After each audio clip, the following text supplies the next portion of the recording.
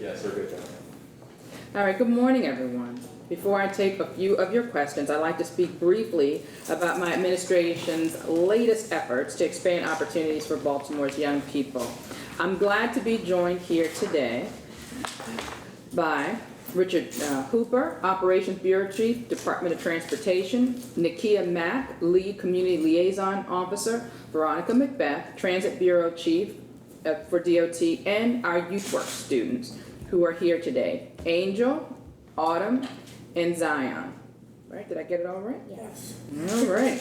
From a historic billion-dollar investment in new schools to the construction of our first new recreation centers in over 10 years, I've always been committed to expanding opportunities for our young people. That's why my administration has made it a priority to create a nationally recognized summer jobs program, YouthWorks and Hire One Youth. Since we introduced these programs, thousands of Baltimore's young adults have earned valuable on-the-job experience, while our employers have added value and the needed talent to their summer staff. And this summer, we took things to the next level, as we were able to raise funds and find job placements for all 8,000 young people who completed registration this year. That wasn't easy, but we were able to get there because of Baltimore's ability to come together in times of need. We come together to support one another. Now we know that Baltimore's young people are looking for employment beyond the summer. I hear it all the time. What about year-round opportunities? And I am proud to say that some of our Hire One Youth students do get placements year-round from their job opportunities. And I've also heard that our communities must continue, well, I believe that our communities must continue to come together and look for even more ways to support our young people for year-round opportunities. So today, I am proud to announce that starting this winter, and yes, it is hot outside and we're talking about the winter, starting this winter, DOT and YouthWorks will enter into a new partnership. We'll launch our City Youth Snow Program. Through the Youth Snow Program, elderly city residents who need assistance during the winter months will be matched with student participants to shovel snow from public right-of-ways. We'll also make these available to our residents who have disabilities. In exchange for the student services, they will earn a stipend. We're excited about the potential of this new program to bridge the gap between our elderly residents and our young people, while providing opportunities for students to give back to their communities and earn a paycheck. Now, I know it might be hard, as I mentioned, to think about winter in the midst of July, but we have to get moving during the summer so we can get our young people signed up and get our residents registered. This program is available on a first-come, first-served basis, and students are encouraged to apply early. The final date to submit an application is November the 2nd, so from now to November the 2nd. And residents who would like assistance for snow removal can register by contacting the Department of Transportation. I want to thank everyone in the Department of Transportation for working with our Mayor's Office of Employment Development and YouthWorks to come up with yet another creative partnership to match resources with needs and help to bring our city together. DOT will be supervising the workers, and I want to thank them in advance. We know by expanding these opportunities, we'll make sure that our young people are productively engaged, gainfully employed, and giving back to their communities. And with that, I will open up. I'm sorry, I almost forgot I was about to open it up for questions. But I want to introduce Mr. Hooper, Operations Bureau Chief, and then we're going to invite some of our youth workers to come up and speak. Richard. Thank you, Madam Mayor. Good morning. Each summer, the Department of Transportation looks forward to hiring several hundred youth and students as part of the YouthWorks program in order to provide quality work experience for Baltimore's youth. In order to expand upon this important initiative, DOT worked with the mayor and her administration to develop additional opportunities for young adults to make a difference in city communities by providing services to residents in need of our assistance. As the mayor just explained, the Youth Snow Program will match elderly city residents who need help with snow removal from their sidewalks with student workers that live in the neighborhood. They will shovel the snow from the right-of-way in front of their homes. Students who participate in this program will be provided with much needed service for the elderly and disabled residents while creating safer conditions in Baltimore neighborhoods during the winter months. At this time, youth work students are canvassing the city neighborhoods each day to inform residents about this new program and encouraging citizens to register for assistance. We also are encouraging young adults who want to work in their communities during the winter months to apply for the Youth Snow Program and help make a difference in the lives of their neighbors. The program is open to students who are 14 to 21, and each participant must meet certain criteria in order to apply.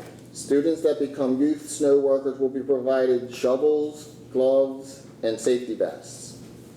They will also receive orientation and training before this work and will be assigned a number of locations in their communities to shovel during snow winter emergencies. Youth Snow Work Program employees will receive a minimum stipend of $500 or more for the work this winter, depending on the amount of storms that impact the Baltimore region. In lieu of a stipend, students may choose to receive 150 service learning hours that can be applied towards high school graduation. The Department of Transportation plans to hire 200 students for this program, but may employ up to 400 workers because of the large amount of interest in the program. The Youth Snow Initiative is a great opportunity for students, and we encourage youth to apply as positions are on a first-come, first-served basis. DOT will receive applications and accommodate as many students as possible. Students should inquire by calling 443-984-4095, or they can go email jobs.trans@baltimorecity.gov. Again, the deadline for applications is November 2nd or until the program is filled. We encourage residents who need assistance with snow removal also to call DOT at 443-984-0495. We look forward to working with the young adults throughout Baltimore City this winter as they provide as much needed service for the elderly and disabled. Thank you. Now I'd like to introduce Angel, Autumn, and Zion, a few of our hard-working Summer Youth Corps folks to speak. Thank you. Okay. Well, the Department of Transportation is really great to work with because they're looking out for us in the summer, helping us. I like it because it's good with helping me like talk to people, getting to know more people in my area and stuff like that. Yes, it's a great experience, and you learn a lot from this. Yeah, it is. It helps young people stay out of trouble, like me and stuff. It really helps. What are you all doing? We pass out the flyers for the winter program, or we like documenting the signs that need to change. And then we go around neighborhoods checking stop signs, like all the signs around neighborhoods, they fade and do they have graffiti on them? We just checking them on a piece of paper and then turn them into our supervisors. Yep. Thank you very much. Can we have each of your names, please? I'm Autumn Wells. I'm Angel Burgess. Zion Thompson. How you spell your name? Z-I-Y-1. And your last name, can you spell that, please? Mine. No, hers, I'm sorry. B-U-R-G-E-S-S.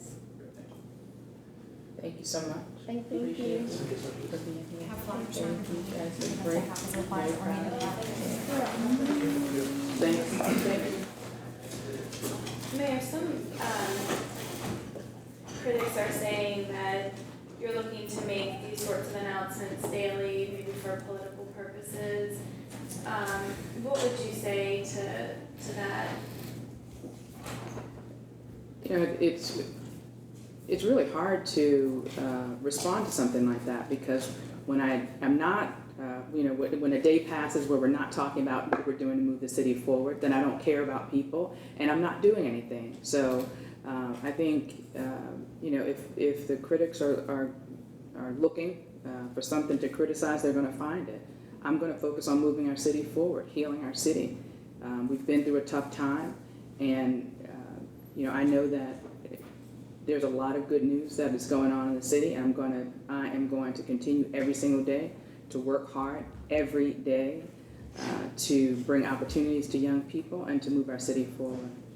Madam Mayor, the one thing that has been talked about since that time is the optics. How Baltimore is not like Ferguson or New York in that it has a black power structure from you down to the police commissioner until recently. Now the police commissioner is white. Was the optics of how the power structure looked discussed when you were trying to make your decision on what to do to keep bats? No. There was no concern about how all of a sudden you have a white police chief in a majority black city, that years of frustration have boiled over between the community and police? No. Mayor, you and the new commissioner, interim commissioner, have met with, did a forum the other night. You've been part of conversations with him in the last 6 days. What, is there anything that you have learned that is significant to the continuing, kind of what everybody's looking for is, what is going on? What is going on that, in terms of what you have been told by your police command, what you hear in the community, what is it? What's going on? So there are a few things that are going on, and most of the violence that we're seeing, almost all of it, is fueled by official gangs and group-related violence.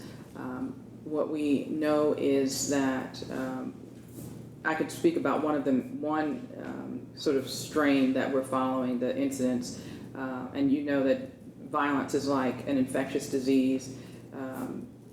It is contagious, and you have retaliations. Some of the violence that the police department, the commissioner, and our federal partners are looking into is related to the BGF.